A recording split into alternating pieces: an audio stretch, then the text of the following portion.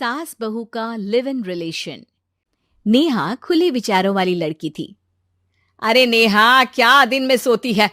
ससुराल में ऐसा नहीं चलेगा, वहां तो काम करना पड़ेगा। काम जितना काम होगा कर लूंगी माँ, पर अगर कोई ये कहे कि सारा आराम छोड़कर सिर्फ काम ही करना है तो ना भी ना, मुझे नहीं करनी शादी। अरे कैसी बात कर रही हो? अच्छा चलो जाकर नहा लो, मैं नाश्ता लगा देती हूँ, फिर तुम्हें कॉलेज भी तो जाना है। नेहा कॉलेज के लिए निकल जाती है। वो सोचने लगती है कि ससुराल में वो कैसे मैनेज करेगी। क्या हुआ नेहा, परेशान लग रही हो? अरे यार, तू तो मुझे जानती है ना, मुझे अपनी लाइफ बिल्कुल परफेक्ट चाहिए, लेकिन लग नहीं रहा लोग मानेंगे। यार, कहीं मेरी शादी ऐसे घर ना हो जाए जहां मेरी जिंदगी ही नरक हो जाए। अरे मैंने ना कल एक इंग्लिश फिल्म देखी थी, उसमें भी कुछ ऐसी ही समस्या थी हीरोइन की। अच्छा, तो फिर क्या किया उसने? उसने तो अपने होने वाले पति से साफ साफ कह दिया कि वो पहले उसके घर कुछ दिन तक बिना शादी के रह कर देखेगी, और अगर ठीक लगा तो ठीक, वरना तेरे मेरे रास्ते अलग। अरे हाँ यार, ये तो बिल्कुल सही आइडिया दे रही है तू मुझे। चल मैं तो चली, थैंक्स यार, तूने मेरी प्रॉब्लम सॉल्व कर दी।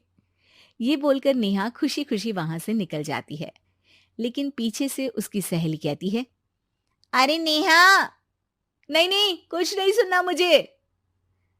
ये बोलकर वो वहां से चली जाती है।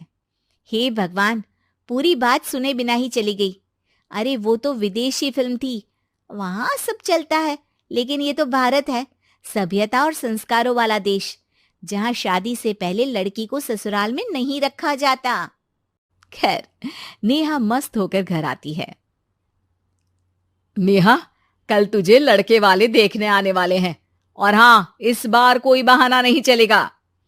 हाँ हाँ, आने दो आने दो, मैं तैयार हूं शादी के लिए। अगले दिन लड़के वाले आते हैं, जहां लड़का कहता है, मुझे अकेले में लड़की से कुछ पूछना है। हाँ हाँ, क्यों नहीं बेटा, जाओ नेहा, घर तो दिखा दो इन्हें। नेहा भी खुश हो जाती है कि उसे मौका मिल गया है लड़के से अपनी शर्त रखने का। देखो, मुझे ना शादी से बहुत डर लगता है, पता नहीं कैसी लड़की आए, तालमेल बना पाए कि नहीं मेरे परिवार से। मैंने कई घरों में रोज का क्लेश होते देखा है। तुमने तो मेरे दिल की बात कर दी। मैं भी यही सोच रही थी कि भाई सास तो अच्छी होनी चाहिए, पति सपोर्ट करे ना करे, रहना तो पूरे दिन सास के साथ है। लेकिन मेरे पास ना इसके लिए एक बहुत अच्छा आइडिया है। अच्छा, कैसा आइडिया? क्यों ना शादी के पहले मैं कुछ दिनों तक तुम्हारे घर आकर रह लूं, तुम लोग मुझे समझ लेना, मैं तुम लोगों को समझ लूंगी, ठीक लगा तो शादी, वरना टाटा बाय बाय। क्यों? लड़के को नेहा की बात में दम लगता है। वो घर के सभी लोगों के सामने नेहा की बात रखता है। अरे पागल हो गई है क्या? ये कैसी शर्त है? अरे शादी से पहले मैं क्यों तुझे किसी और के घर भेजूंगी रहने? अरे लड़की के ख्याल तो 20 साल आगे के हैं, इतनी भी खुले विचारों वाली लड़की नहीं चाहिए हमें। अरे माँ, क्या बुरा और गलत बोल रही है ये? रहना तो हम दोनों का है ना, कल को कोई परेशानी आई तो तुम सब तो ये बोलकर निकल जाओगे कि जिंदगी तुम लोगों को ही निभानी है, तुम लोगों को जो करना है करो। तब क्या करूंगा बताओ? सबके समझाने पर वो लोग मान जाते हैं। वाह, मैं 2-3 दिनों में पैकिंग कर लूंगी, तो आकर मुझे ले जाना।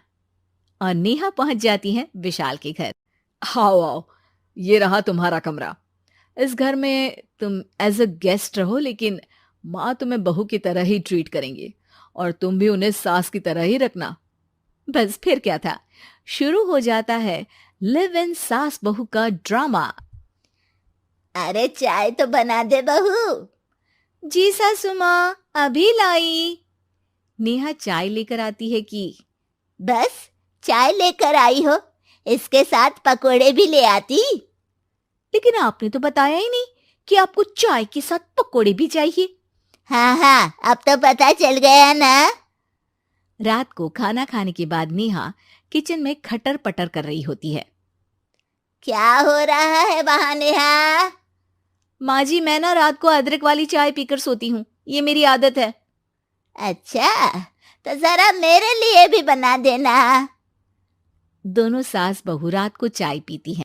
अगले दिन, नेहा, मैं मंदिर जा रही हूँ, मेरी साड़ी निकाल कर बेड पर रख दे। नेहा सास के लिए साड़ी निकाल कर रख देती है। वो देखती है कि उसके आने के बाद से सास ने घर का कोई भी काम करना छोड़ दिया है। यार मैं क्या करूं? ऐसा ससुराल तो मुझे नहीं चाहिए था जिसमें मैं ही सारा काम करूं। मैं तो ऐसा घर चाहती हूं जहां सास और बहू दोनों मिलकर किचन में काम करें।